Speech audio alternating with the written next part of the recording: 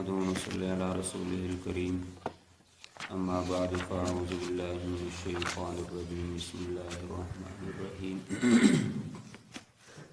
وإذ أخذنا ميثاقكم لا تسفكون دماءكم ولا تخرجون أنفسكم من دياركم ثم أقررتم وأنتم تشهدون وإذ أخذنا اور جس وقت لیا ہم نے میثاقکم تم سے پختہ وعدہ لا تسفکون دماءکم نہ بہانا اپنے خونوں کو ولا تخرجون انفسکم اور نہ نکالنا اپنوں کو من دیارکم اپنے گھروں سے اپنے وطن سے ثم اقررتم پھر تم نے اقرار کیا وانتم تشہدون اور تم گواہی دیتے ہو ثم انتم ہؤلاء تقتلون انفسکم پھر تم وہی لوگ ہو کہ قتل کرتے ہو تم اپنوں کو وتخرجون فریقا منکم اور نکالتے ہو ایک جماعت کو جو تم میں سے ہے من دیارہم ان کے گھروں سے تظاہرون علیہم بالاسم والعدوان چڑھائی کرتے ہو ان کے اوپر بالاسم گناہ والعدوان اور زیادتی کے ساتھ وَإِن يَأْتُوكُمْ أُسَارَىٰ اور اگر آ جائیں وہ تمہارے پاس قیدی بن کر تو تفادوہم تو فدیہ دے کر چھڑاتے ہو تم ان کو وَهُوَ مُحَرَّمٌ عَلَيْكُمْ إِخْرَاجُهُمْ حالانکہ شان یہ ہے کہ حرام کیا گیا ہے تمہارے اوپر ان کو نکالنا اَفَتُؤْمِنُونَ بِبَعْضِ الْكِتَابِ کیا پس تم ایمان لاتے ہو بعض کتاب کے ساتھ وَتَكْفُرُونَ بِبَعْضٍ اور انکار کرتے ہو تم بعض کتاب کے ساتھ فَمَا جَزَاءُ مَن يَفْعَلُ ذَلِكَ پس نہیں سزا اس شخص کی جو کرے گا یہ کام منکم تم میں سے الا خزی فی الحیات الدنیا مگر رسوائی دنیا کی زندگی میں ویوم القیامت یردون اور قیامت کے دن لوٹائے جائیں گے الی اشد العذاب سخت عذاب کی طرف وما اللہ بغافل عما تعملون اور نہیں ہے اللہ تعالیٰ بے خبر اس سے جو تم عمل کرتے ہو اولئک الذین اشتروا الحیات الدنیا بالآخرہ یہی وہ لوگ ہیں جنہوں نے حاصل کر لیا دنیا کی زندگی کو آخرت کے بدلے فلا یخفف عنہم العذاب بس نہ ہلکا کیا جائے گا ان سے عذاب کو ولا هم ینصرون اور نہ وہ مدد کیے جائیں گے۔ یہاں سے بنی اسرائیل کے ایک اور میثاق اور عہد کا بیان ہے جو ان کے آپس کے معاملات کے متعلق ہے۔ اللہ تعالیٰ نے بنی اسرائیل سے 3 باتوں پر عہد لیا۔ ایک بات یہ تھی کہ آپس کے اندر تم ایک دوسرے کو قتل نہیں کرو گے، یعنی یہودی کو قتل نہیں کرے گا، اپنے ہم مذہب ہم مسلک لوگوں کو تم نے قتل نہیں کرنا۔ دوسرا یہ کہ تم اپنے لوگوں کو جلا وطن نہیں کرو گے۔ ان کے اندر یہی طریقہ ہوتا تھا، جب آپس کے اندر لڑائی ہوتی تھی جو غالب آ جاتا تھا مغلوب لوگوں کی زمینوں پر قابض ہو کر ان کے مکانات پر قابض ہو کر مغلوب لوگوں کو وہاں سے جلا وطن کر دیتے تھے۔ تیسرا عہد یہ تھا کہ اگر تمہارا کوئی یہودی اگر کوئی رشتہ دار قیدی ہو جائے تو تم اس کو فدیہ دے کر چھڑاؤ گے، اس کی رہائی کا تم نے انتظام کرنا ہے۔ ان 3 باتوں پر اللہ تعالیٰ نے ان سے عہد لیا۔ اب ان آیات کو سمجھنے سے پہلے تھوڑا سا ان کا پس منظر سمجھیں۔ مدینہ منورہ کے اندر یہودیوں کے 2 بڑے قبیلے تھے، باقی چھوٹے قبیلے بہت زیادہ تھے، بڑے 2 قبیلے تھے، بنو قریظہ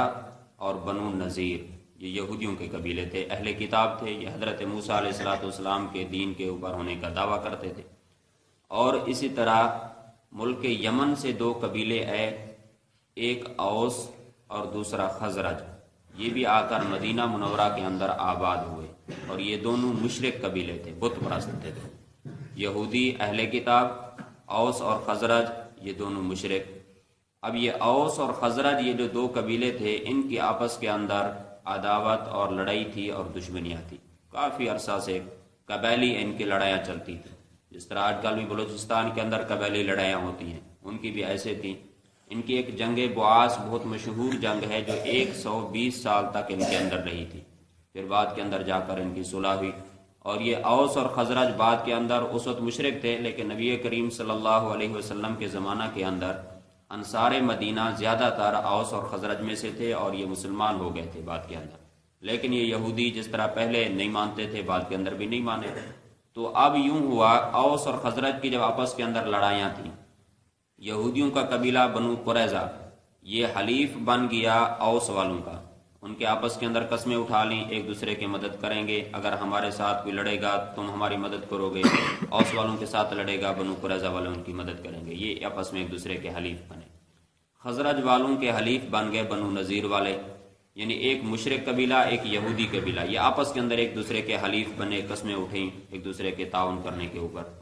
اب جب اوس اور خزرج آپس کے اندر لڑتے، ان کی تو پرانی جنگیں تھیں، لڑائیاں تھیں ان کی، جب یہ آپس کے اندر لڑتے تو بنو قریظہ والے یہودی اوس والے مشرکین کا ساتھ دیتے، قبیلہ اوس کا، اور بنو نذیر والے خزرج والوں کا ساتھ دیتے، وہ ادھر سے آ جاتے یہ ادھر سے آ جاتے، دو مشرک قبیلے آپس کے اندر لڑتے، دو یہودی قبیلے بھی مشرکین کے ساتھ ہو کر آپس کے اندر وہ بھی لڑتے۔ اب جب جنگ ہوتی ہے تو جنگ کے اندر ظاہر بات ہے کہ قتل بھی ہوتا ہے اور اسی طرح قیدی بھی بنائے جاتے ہیں، تو اللہ تعالیٰ نے یہودیوں سے پہلے سے یہ عہد لیا ہوا تھا 3 باتوں کے اوپر کہ نہ تم نے آپس کے اندر ایک دوسرے کو قتل کرنا ہے، اور نہ تم نے اپنوں کو قیدی بنانا ہے، اور نہ تم نے اپنے جلا وطن کرنا ہے، اور اگر قیدی ہو جائے تو ان کو رہائی بھی کرانی ہے۔ ان 3 باتوں پر ان سے عہد تھا، لیکن انہوں نے عہد کی خلاف ورزی کرتے ہوئے، بنو قریظہ والے اوس کی طرف سے ہے، بنو نذیر والے خزرج کی طرف سے ہے، لڑائی کے اندر اپنوں کو قتل کر دیتے تھے، یہ معاملہ ان کا چلا، قتل بھی کرتے جلا وطن بھی کرتے۔ لیکن اگر ان کا کوئی قیدی ہو جاتا، یعنی قریظہ والوں کا قیدی ہو گیا خزرج والوں کے پاس، تو جو اس والے بنو نذیر والے جو خزرج والوں کے حلیف تھے وہ ان کو کہتے یار یہ ہمارے یہودی ہیں، تم ہم سے کچھ فدیہ لے لو، لہٰذا ان کو چھوڑ دو، ان کو رہا کر دو، وہ فدیہ ان کا ادا کر کے ان کو رہا کرواتے۔ اسی طرح اگر بنو نذیر والوں کے قیدی ہو کر اوس والوں کے پاس آ جاتے، بنو قریظہ والے بنو نذیر والوں کا ساتھ دیتے ہوئے وہ ان یہودیوں کو فدیہ دے کر چھڑواتے تھے۔ اب اگر کوئی ان سے پوچھتا کہ تم یہ کام کیوں کرتے ہو، تمہاری وجہ سے تو وہ قید ہوئے، تم ان کو رہا کیوں کرواتے ہو؟ وہ کہتے دیکھو اللہ نے تورات کے اندر ہم سے یہ وعدہ لیا تھا، ہم تورات کے اوپر عمل کرتے ہیں، اللہ کے حکم کو مانتے ہوئے ہم اپنے قیدیوں کو رہا کرواتے ہیں۔ پھر جب ان سے کہا جاتا تورات کے اندر تو تم سے 2 اور وعدے بھی تھے کہ تم نے آپس میں قتل بھی نہیں کرنا اور اسی طرح اپنے یہودیوں کو جلا وطن بھی نہیں کرنا، وہ کیوں کرتے ہو؟ وہ کہتے بس جی ہم اپنے قبیلے کے حلیف ہیں، اگر ہمارا قبیلہ وہاں پر شکست کھا جائے تو ہمیں شرم محسوس ہوتی ہے، اس وجہ سے ہم اس کو اس وجہ سے لڑائی کے اندر چلے جاتے ہیں، ان کا ساتھ دیتے ہیں۔ تو اللہ تعالیٰ نے اسی کو یہاں پر بیان کیا کہ یہ کیسے ہے کہ تم بعض کتاب کو مانتے ہو اور بعض کا انکار کر دیتے ہو، یعنی جب قیدی ہو جاتے ہیں تو ان کو رہا کرواتے ہو، پھر جب لڑائی کی بات آتی ہے تو اپنوں کو قتل کرتے ہو اور اپنوں کو جلا وطن کر دیتے ہو۔ یہ ان کا تھوڑا سا پس منظر اللہ تعالیٰ نے اسی عہد کو یہاں پر بیان کیا۔ فرمایا وَإِذْ أَخَذْنَا مِيثَاقَكُمْ، اور جس وقت لیا ہم نے تم سے میثاق پختہ عہد، لا تسفکون دماءکم، پختہ عہد یہ تھا کہ نہ بہانا اپنے خونوں کو ایک مطلب اپنے خونوں کو نہ بہانا، یعنی جب آدمی کسی کے ساتھ لڑتا ہے تو ظاہر بات ہے کہ جب جس کے ساتھ لڑ رہا ہے جہاں پر اس کا خون بہے گا تو لڑائی کرنے والے کا بھی خون بہے گا، تو اللہ نے فرمایا جب کسی کے ساتھ تم نہیں لڑو گے تو تمہارا اپنا خون بھی نہیں بہے گا، اس طریقے سے اپنے خون کی حفاظت کرو، کسی کے ساتھ لڑائی نہیں کرنی۔ دوسرا مطلب لا تسفکون دماءکم، نہ بہانا اپنوں کے خونوں کو۔ اپنوں کے خونوں کا کیا مطلب؟ یعنی جب تم یہودیوں کو قتل کرتے ہو، یہ تمہارے اپنے ہیں، جب تم اپنوں کے قتل کو اپنا قتل سمجھو گے تو تم ان کے قتل بھی نہیں کرو گے، ان کے ساتھ لڑائی بھی نہیں کرو گے۔ اپنے خاندان والوں کے قتل کو اپنا قتل سمجھو، ظاہر بات ہے تم لڑائی نہیں کرو گے کہ میرا قتل ہو رہا ہے، میں یہاں پر مارا جا رہا ہوں، تو تم ان کے ساتھ لڑائی نہیں کرو گے۔ تو اللہ نے فرمایا اپنوں کے خونوں کو نہ بہاؤ، اور ولا تخرجون انفسکم من دیارکم، اور نہ نکالنا تم اپنوں کو من دیارکم، اپنے وطن سے۔ یہ ان کی زمینوں پر قابض ہو کر ان مغلوب لوگوں کو وہاں سے جلا وطن کر دیتے تھے، ان کی زمینی پر قابض، ان کے گھروں پر بھی قابض ہو جاتے۔ اللہ نے فرمایا جلا وطنی بھی تم نے نہیں کرنی، اور اسی طرح قیدی والی بات بھی آ گئی کہ ان کو رہا بھی کرانا ہے۔ یہ 3 عہد ان سے لیے۔ اللہ نے فرمایا ثم اقررتم، پھر تم نے اقرار بھی کیا اس بات کا کہ یا اللہ ہم ان باتوں پر عمل کریں گے، تورات کے اندر تم نے اقرار کیا، وعدہ کر لیا۔ وانتم تشہدون، اور تم اس بات کی گواہی بھی دیتے ہو، مانتے بھی ہو کہ واقعی اللہ نے ہم سے یہ 3 عہد لیے تھے کہ ہم ان کی خلاف ورزی نہیں کریں گے، لیکن اس کے بعد تم نے ثم انتم ہؤلاء، پھر تم یہی لوگ ہو یہودیو، تقتلون انفسکم، کہ تم قتل کرتے ہو اپنوں کو، یعنی قریظہ والے اوس والوں کی طرف سے آ کر بنو نذیر والوں کو قتل کرتے، بنو نذیر والے خزرج والوں کے ساتھ آ کر قریظہ والوں کو قتل کرتے، یا اپنوں کو تم نے قتل کرنا بھی شروع کیا۔ وَتُخْرِجُونَ فَرِيقًا مِّنْكُمْ، اور نکالتے ہو تم ایک جماعت کو جو تم میں سے ہے، من دیارہم، ان کے وطن سے، یعنی لڑائی کے اندر جو مغلوب ہو جاتے ہیں، پھر تم یہودی ہی ان کو ہی جلا وطن کر دیتے ہو، دوسرے وطن کی طرف ان کو بھیج دیتے ہو. تم نے یہ 2 عہد توڑ دیے جو اللہ تعالیٰ نے تم سے لیے تھے. وَتَظَاهَرُونَ عَلَيْهِمْ بِالْإِثْمِ وَالْعُدْوَانِ، چڑھائی کرتے ہو تم ان کے اوپر گناہ کے ساتھ، والعدوان اور زیادتی کے ساتھ. اللہ تعالیٰ نے فرمایا تم ان کے اوپر چڑھائی کرتے ہو گناہ اور زیادتی کے ساتھ. یہ قتل کرتے تھے. قتل کے اندر 2 گناہ ہوتے ہیں، ایک گناہ حق اللہ ہوتا ہے، دوسرا گناہ حق العباد ہوتا ہے. یعنی کسی کو قتل کرنا، یہ اللہ نے روکا تھا ان کو، اللہ کے حکم کی خلاف ورزی کی، یہ حق اللہ بھی ہو گیا. اس طرح کسی کو جان سے مار دیا، اس کے اوپر زیادتی کی قتل کر کے، یہ حق العباد بھی ہو گیا. تو اللہ تعالیٰ نے اس کے اوپر قتل کے اوپر 2 جرموں کو بیان کیا کہ تم نے ان کے اوپر چڑھائی کی گناہ کے ساتھ، یہ حق اللہ، والعدوان اور زیادتی کے ساتھ، یہ حق العباد، کہ قتل کر کے تم نے 2 گناہ کیے ہیں، یہ تم نے ان کے اوپر چڑھائی کی. وَإِن يَأْتُوكُمْ أُسَارَىٰ، اور اگر آ جائیں وہ تمہارے پاس قیدی ہو کر، تُفَادُوهُمْ، فدیہ دے کر ان کو چھڑاتے ہو. اگر تمہارے یہودی تمہارے پاس قیدی ہو کر آ جاتے ہیں، پھر تمہیں تورات یاد آ جاتی ہے، کہتے ہو جی تورات کے اندر اللہ نے ہم سے وعدہ لیا تھا، لہٰذا چندہ کرو، پیسے جمع کرو، ہمارے قیدی ہو گئے، ان کو ہم نے رہائی دلوانی ہے، ان کو رہا کروانا ہے. پھر چندہ کر کے تم ان کو رہا کرواتے ہو. پوچھنے پر یہی کہتے ہو کہ اللہ کا حکم ہے رہا کرانے والا. لیکن جب وہ دوسری بات آتی ہے لڑائی والی اور جلاوطنی والی، پھر کہتے ہو جی ہمیں شرم محسوس ہوتی ہے، ہمارا حلیف شکست نہ کہیں کھا جائے. یہ تمہارا حال ہے. اللہ تعالیٰ نے فرمایا کہ وَهُوَ مُحَرَّمٌ عَلَيْكُمْ، حالانکہ حرام کیا گیا تمہارے اوپر، اخراجہم، ان کا جلاوطن کرنا، ان کا نکالنا. یہ بات بھی تو تمہارے اوپر حرام ہے. یہ قیدی بھی تمہاری وجہ سے ہوئے ہیں. تم اگر ان کو جلاوطن نہ کرتے تو یہ قیدی بھی نہ ہوتے. تو تم نے اللہ کے حکم کی خلاف ورزی کر کے جلاوطن کیا، وہ قیدی بن گئے. جب قیدی بنے تو پھر تمہاری رہائی کی بات آ گئی جی ہم نے ان کو رہا کرانا ہے، حالانکہ یہ بات بھی تمہارے اوپر حرام تھی. اللہ نے فرمایا افتؤمنون ببعض الکتاب، کیا پس تم ایمان لاتے ہو بعض کتاب کے ساتھ. بعض کتاب کے ساتھ کیا مطلب؟ 3 عہد تھے، 3 وعدے تھے ان سے. ان میں سے ایک وعدے پر، ایک عہد پر عمل کیا کہ قیدیوں کو رہائی دلواتے. وتکفرون ببعض، اور انکار کرتے ہو تم بعض کتاب کا. وہ بعض کتاب کا کیسے انکار کرتے؟ 2 باتوں کا انکار کرتے تھے، قتل بھی کرتے تھے، جلاوطن بھی کرتے تھے. ان 2 باتوں کو تم نے نہیں مانا، اس کا انکار کیا تم نے. اللہ نے فرمایا فما جزاء من یفعل ذلک، پس نہیں ہے سزا اس شخص کی جو کرے گا ذالک، یہ کام، منکم، تم میں سے، کہ یہ جو تم کام کرتے ہو کہ بعض کتاب پر عمل اور بعض کتاب کو چھوڑ دیتے ہو. اللہ تعالیٰ نے آگے ان کی سزا کا بیان کیا ہے. آج ہم مسلمانوں کا اگر تھوڑا سا غور کریں، اگر مسلمان ہم اپنے گریبان کے اندر جھانکیں، ہم مسلمانوں کا حال یہودیوں کی طرح ہے. جس طرح یہودی بعض کتاب پر عمل کرتے، بعض کتاب کو چھوڑ دیتے تھے، آج کل کے مسلمان بھی گناہگار تو گناہگار ہیں، جو نہیں مانتے فاسق ہیں، فاجر ہیں، وہ تو علیحدہ بات. جو دیندار ہم لوگ کہلاتے ہیں، دین کے دعوے دار کہلاتے ہیں، وہ بھی بس دین کے اوپر چلنے کے لیے چند باتوں پر محدود ہو گئے، 2-4 باتوں پر. بس نماز پڑھ لی، روزہ رکھ لیا، زکوٰۃ بنتی ہے تو زکوٰۃ دے دی، سال کے اندر 1-2 مرتبہ عمرے کر لیے، حج فرض ہے تو حج کر لیا، بس یہاں تک محدود ہو گئے. باقی وراثت کے مسائل کہاں گئے؟ شادی کے اوپر نبی کریم صلی اللہ علیہ وسلم کا سنت طریقہ کہاں گیا؟ غمی کے اوپر اللہ کے نبی صلی اللہ علیہ وسلم کے سنت طریقے کہاں گئے؟ پھر ہم کہتے ہیں جی ہمیں اپنے بستی والے آر دلائیں گے، وہ کہیں گے جی یہ فوتگی کے اوپر یہ رسم رواج اس لیے چھوڑ دیے،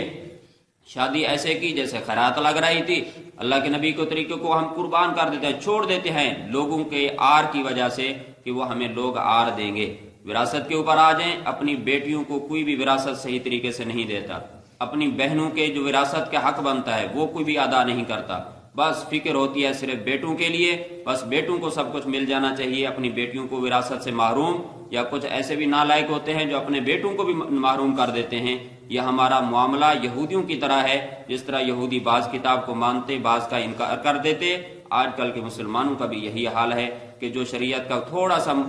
مشکل مسئلہ آ جائے، تھوڑا سا اگر ہماری برادری کے ساتھ ٹکراؤ ہو رہا ہو، ہم اپنی برادری کو ترجیح دے دیتے ہیں اور شریعت کو چھوڑ دیتے ہیں. تو جو ان کے لیے سزا ہے وہی آج کے مسلمانوں کے لیے بھی سزا ہے. یہودیوں نے بعض کتاب کو مانا، بعض کو نہیں مانا، اللہ نے ان کو ذلیل اور رسوا کیا، ان کی سزا کا ذکر آ رہا ہے. آج بھی دیکھیں مسلمان ہر جگہ پر مسلمان قتل ہو رہا ہے، مسلمان ذلت اور رسوائی کی زندگی گزار رہے ہیں، قیدی ہو رہے ہیں، جیلوں کے اندر پڑے ہوئے ہیں. یہی وجہ ہے کہ ہم مسلمانوں نے اپنی کتاب کو، قرآن کو چھوڑا ہے، تو اللہ تعالیٰ نے یہی سزا دی. اللہ نے فرمایا جو شخص یہ کام کرے گا، یعنی بعض کتاب کو مانے گا اور بعض کو نہیں مانے گا، تو اس کی سزا یہ ہوگی الا خزی فی الحیات الدنیا، مگر رسوائی ہوگی ان کے لیے دنیا کی زندگی کے اندر.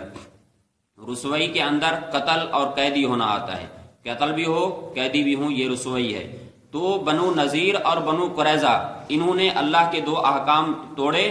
دنیاوی سزا اللہ نے ان کی یہ بیان کی کہ یہ دنیا کے اندر رسوا ہوں گے، اور یہ رسوا ہوئے۔ کیسے رسوا ہوئے؟ جب یہ نبی کریم صلی اللہ علیہ وسلم کا زمانہ آیا تو اوس اور خزرج یہ دونوں جو مشرک قبیلے تھے یہ تو مسلمان ہو کر نبی علیہ السلام کے پاس آ گئے، بنو نذیر اور بنو قریظہ جو یہودی تھے یہ نہیں مانتے تھے، تو اللہ کے نبی صلی اللہ علیہ وسلم کا ان سے معاہدہ ہوا تھا کہ تم ہمارے ساتھ نہیں لڑائی کرو گے، ہم تمہارے ساتھ لڑائی نہیں کریں گے، لیکن انہوں نے عہد شکنی کی تھی کیونکہ ان کی عادت تھی عہد شکنی کی۔ پھر اللہ تعالیٰ کی طرف سے حکم آیا تھا، بنو نذیر والوں کو جلاوطن کیا گیا تھا اور بنو قریظہ والوں کو قتل کر دیا گیا تھا۔ یہ دنیا کے اندر ان کو ذلت اور رسوائی اٹھانا پڑی۔ ان کے جرم دو تھے، جلاوطن بھی کرتے تھے، قتل بھی کرتے تھے، اور صرف قیدیوں کو رہا کرواتے تھے۔ ان کو دنیا کے اندر سزا بھی دونوں طرح کی ملی۔ ان کے کچھ لوگ بنو نذیر والے جلاوطن ہوئے، قریظہ والے قتل ہوئے۔ اور علماء نے نکتہ یہاں پر یہ بھی لکھا ہے کہ بنو نذیر والوں کی عادت ہوتی تھی کہ ان کے پاس جو قیدی ہو کر آتا تھا اس کو قتل نہیں کرتے تھے، اس کو رہا کرواتے تھے، اور بنو قریظہ والوں کی عادت ہوتی تھی کہ جو ان کے پاس آ جاتا تھا یہودی اس کو قتل کر دیتے تھے۔ تو اللہ تعالیٰ نے سزا بھی اسی طریقے سے دی۔ جب نبی علیہ السلام کے زمانے میں ان کو سزا ملی، بنو نذیر والوں کو جلاوطن کیا گیا جو جلاوطنی کا جرم کرتے تھے، اور قریظہ والے قتل کا جرم کرتے تھے، ان کے مردوں کو قتل کیا گیا تھا۔ تو اللہ تعالیٰ نے دنیا کے اندر ان کو یوں سزا دی کہ دنیا کے اندر ذلیل اور رسوا ہوئے۔ اور آخرت کے اعتبار سے اللہ تعالیٰ نے فرمایا کہ یوم القیامت یردون الی اشد العذاب، اور قیامت کے دن یہ لوٹائے جائیں گے سخت عذاب کی طرف، کہ جو قیامت کا ان کو عذاب ملنا ہے اس عہد کی خلاف ورزی کے اوپر، یہ دنیا کی ذلت اور رسوائی سے بھی کہیں بڑھ کر زیادہ سخت عذاب ہوگا ان کے لیے۔ فرمایا وَمَا اللَّهُ بِغَافِلٍ عَمَّا تَعْمَلُونَ، اور نہیں ہے اللہ تعالیٰ بے خبر اس سے جو تم عمل کرتے ہو۔ اولئک الذین اشتروا الحیاۃ الدنیا بالآخرہ، آگے اللہ تعالیٰ نے خلاصے کے طور پر فرمایا کہ یہ وہ لوگ ہیں جو حاصل کرتے ہیں دنیا کی زندگی کو آخرت کے بدلے میں، کہ ان یہودیوں نے اپنی دنیاوی زندگی کو، دنیاوی لذات کو ترجیح دی اور آخرت کو انہوں نے بھلا دیا، آخرت کو انہوں نے چھوڑ دیا، آخرت کی بالکل انہوں نے فکر ہی نہ کی کہ ہم جو اللہ کے احکامات کی خلاف ورزی کر رہے ہیں، آخرت کے اعتبار سے، قبر کے اعتبار سے، میدان حشر کے اعتبار سے ہمارے ساتھ کیا اس کا نتیجہ نکلنا ہے، اس کی فکر ہی نہ کی، بس دنیاوی لذات کے پیچھے پڑے رہے، دنیا کی زندگی کو حاصل کیا، آخرت کو چھوڑا۔ اللہ نے فرمایا جب قیامت کے دن ان کو عذاب ملے گا فلا یخفف عنہم العذاب، بس نہ ہلکا کیا جائے گا ان سے عذاب کو، ولا ہم ینصرون، اور نہ وہ مدد کیے جائیں گے، نہ عذاب کے اندر تخفیف ہوگی اور نہ ان کی نصرت ہوگی۔ عذاب کے اندر تخفیف دو طرح سے ہوتی ہے، ایک یہ ہوتا ہے کہ ان کو عذاب زیادہ ہو رہا ہے، تخفیف یوں ہو کہ کچھ عذاب کم کر دیا جائے، یوں بھی نہیں ہوگا۔ دوسرا تخفیف کا طریقہ یہ ہوتا ہے کہ عذاب مسلسل ہو رہا ہے، اب تھوڑا سا وقفہ آ جائے درمیان کے اندر، 5 منٹ کے لیے عذاب نہیں ہوگا، 1 گھنٹے کے لیے عذاب نہیں ہوگا، یوں بھی تخفیف نہیں ہوگی، نہ عذاب ہلکا ہو کیا جائے گا اور نہ عذاب کے اندر درمیان میں وقفہ کیا جائے گا، دونوں طریقے سے تخفیف کی نفی ہوگی، بالکل ان کے عذاب میں تخفیف نہیں کی جائے گی۔ اور اللہ نے فرمایا ان کی نصرت بھی نہیں کی جائے گی۔ نصرت دوسروں کی طرف سے ہوتی ہے، نصرت کا یہ مطلب کہ نہ عذاب ہلکا کیا جائے گا اور نہ کوئی ایسا ہوگا جس طرح بنی اسرائیل والے دعویٰ کرتے تھے، یہودی دعویٰ کرتے تھے ہم جو کچھ بھی کرتے رہیں 40 دن جہنم کے اندر جائیں گے اس کے بعد جنت کے اندر چلے جائیں گے۔ اللہ نے فرمایا نہیں، ان کی بالکل مدد نہیں کی جائے گی، کوئی آدمی ان کی مدد نہیں کرے گا کہ ان کو بالکل عذاب سے چھڑوا لے، مدد یہی ہوتی ہے بالکل عذاب سے چھڑا لینا، ان کو کوئی بھی ایسا نہیں ہوگا جو ان کو عذاب سے چھڑا لے۔ دوسرا اس کا ایک اور مطلب بھی سمجھیں، تخفیف ہوتی ہے عذاب دینے والے کی طرف سے، سزا دینے والے کی طرف سے تخفیف ہوتی ہے، اور نصرت ہوتی ہے دوسروں کی طرف سے۔ تو اللہ نے یہاں پر نفی کر دی کہ اللہ کی طرف سے بھی عذاب کے اندر تخفیف نہیں ہوگی اور نہ کوئی اور ایسا آدمی ہوگا جو آ کر ان کی نصرت کرے اور ان کو اللہ کے عذاب سے چھڑا لے، کوئی بھی ان کو اللہ کے عذاب سے نہیں چھڑائے گا۔ اللہ تعالیٰ سے دعا ہے اللہ تعالیٰ کرنے کی توفیق۔